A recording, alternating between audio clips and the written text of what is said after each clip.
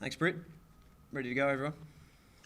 Simon, when were you told of the plan to relocate? Initial discussions happened in and around the Premier's press conference last night. The reality is, at 7 o'clock Perth time last night, we were planning to play Carlton, and everything was at Optus Stadium this Saturday at 5:40 local time, and everything was heading towards that. And then an hour or two later, it was clearly a different prospect that we were facing. So there were some initial discussions last night. Clearly, we still look to maintain the status quo if we could, but clearly it became incredibly difficult once the lockdown was known, and then not having any surety about being able to play the game as scheduled. What sort of options did you feel like you had and potentially presented to the AFL to try and keep that game at home? Yeah, we've been working really closely, as you can imagine, for the last 15 months with Western Australian Police, WA Health, the Premier's Department, have all been incredibly helpful and accommodating in trying to make sure that we get everything we can away as scheduled. So we'd done a fair bit of work understanding the way that the Bulldogs had come in previously to play West Coast last weekend. We'd had real success in working with those authorities to get the fact that sort of thing could happen, that we could play a game in quarantine conditions under lockdown and the like. So there was that capability, but when it came to trying to get absolute assurance that regardless of the lockdown scenario, if it were to continue beyond Friday, which obviously we all hope doesn't come to pass, we could still play the game. We just couldn't get that clarity and confirmation. Yep. Thanks, I'll pass it on.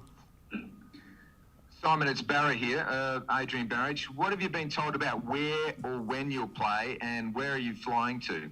So we're flying to Melbourne, Barra. So that's the immediate stop, and we'll be certainly there for the immediate short term to train and prepare for this weekend's game. We're still working through the venue for our game this weekend against Carlton. There's a number of options, clearly, most prominently in Melbourne and potentially down the road in Geelong, and obviously Tasmania. We play there the following week, so there's some logic to that as well too. So to answer your short way of answering your question, Barry, we haven't got it confirmed as yet. It's our home game, so the AFL certainly are giving us as much opportunity to choose the venue as possible, depending on limitations, of course, but we're working through that at the moment and just not quite there yet. How would you feel about playing Carlton in Tasmania this weekend? Yeah, we've certainly got. I mean, the circumstances require it, Barra, but we've certainly got an approach of anywhere, anytime.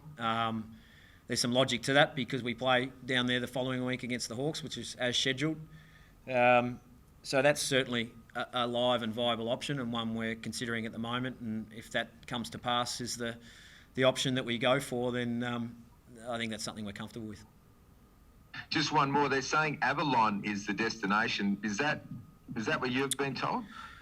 I don't know. I haven't had that mentioned to me. It could well be, but as I understood it, it was Tullamarine. But things move pretty quickly at the moment, Barra, so you may have some mail that I don't as yet.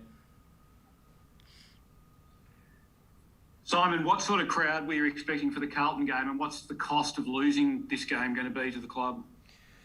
Yeah, we hadn't had any sales yet, Mark, obviously, so it was difficult to get a feel. We were planning to go on sale last Thursday. It was an original on-sale date for us.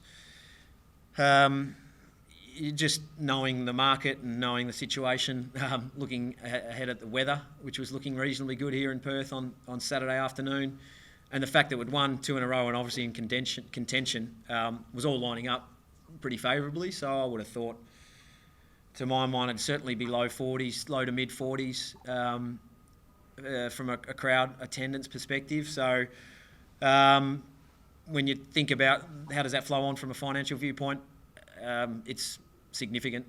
There's the elements of the ticket sales themselves, obviously the catering rebates, everything that goes into it, you know the model reasonably well, and then obviously the imposition to our members who've been phenomenal to date, but unfortunately don't get to head up to stadium on Saturday night. So it's it's a significant one. Hard to put an exact number on it, but it'll be large. And there's no chance of a make-up home game. This is basically you will play your home game over there, and that'll be a home game sacrifice. Well, at this point, Mark, but you know who knows where this thing's going to go in the next 6 to 8 weeks. I think we all hope that Sydney gets it under control and Queensland's okay and Melbourne maintains its current record and Perth gets back on track.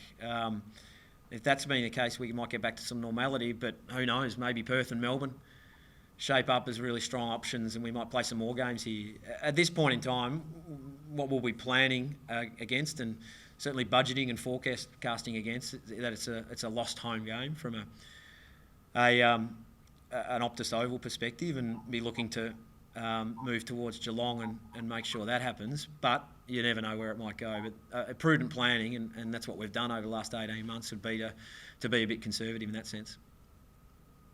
Will you take your whole squad? Is there anyone that will stay at home because they're unavailable, or does everyone go with you? No, we'll take our whole squad apart from a small cohort of our long-term injuries. So essentially the guys who aren't going to play again this year. It was deemed more effective that they stay back here. There's exemptions that are allowed for treatment and rehab and training and the like. So we'll take our entire squad apart from those guys. When do you expect to know for sure? Appreciating that Sorry, Duff, you go. Sorry, just one more for me. a lot of unknowns. Got that awkward one. Mark Duffield, finish that question and then we'll jump to the next one. Yeah, so when do you expect to know for sure when and where your game's played? I'd suggest this evening, Perth time, at the very latest, maybe tomorrow morning. We're obviously having some earnest discussions, working through it from our perspective as to what our preference is, and then seeing if we can finalise it from there. So I'm appreciating there's obviously a lot of unknown. Hello, Justin. How are you going? Situation there. Just had a bit of crossover. Go again.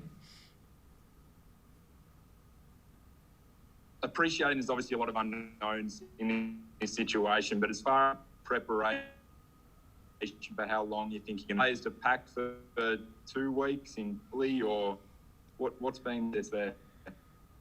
Yeah, there's an element of plan for the worst, hope for the best. So I think the reality is we play over on the East Coast again for Hawthorn as scheduled on Saturday week, or that was the original plan, I think, is for that weekend anyway, assuming it's a Saturday if we're playing Saturday this weekend.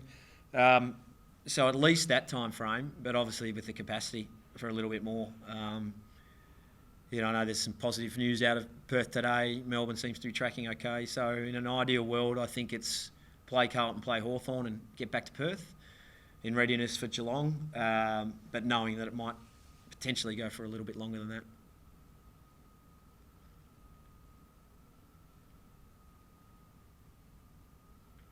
Simon, how tough is it, I suppose, for a lot of the players with young families or with any sort of families leaving home in a pretty difficult, unknown sort of situation? That must play on their mind and a lot of the staff's mind as well.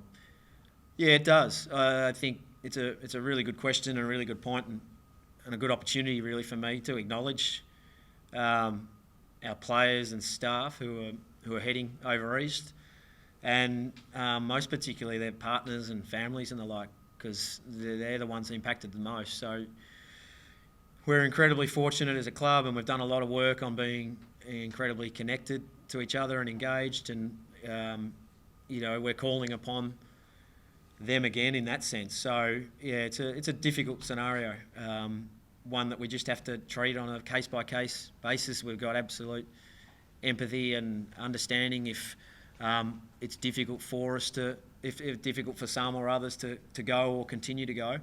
However, at this stage we're taking a full party and are just incredibly grateful for the support we get from our significant others and family members. Simon, you said you had a preferred position on venue. Can you say what that is? And also, would you like a longer break because of the travel burden? No, I didn't say we have a preferred venue at this stage, Mark. What I said was that we're working through all the different options, and once we arrive on a preferred venue, we'll look to try and lock that away. And that's obviously a fair bit of consultation with the coach in particular, our senior leadership group, the players and the like. And then I think, we've just come off a decent break, Mark, so I think the playing group are pretty comfortable, understanding we're travelling on a Tuesday, which is unusual, but in essence, we usually travel 2 days before a game. We're travelling 4, so I'd have to consult with the experts, but I don't think there's a concern in terms of requiring a further break.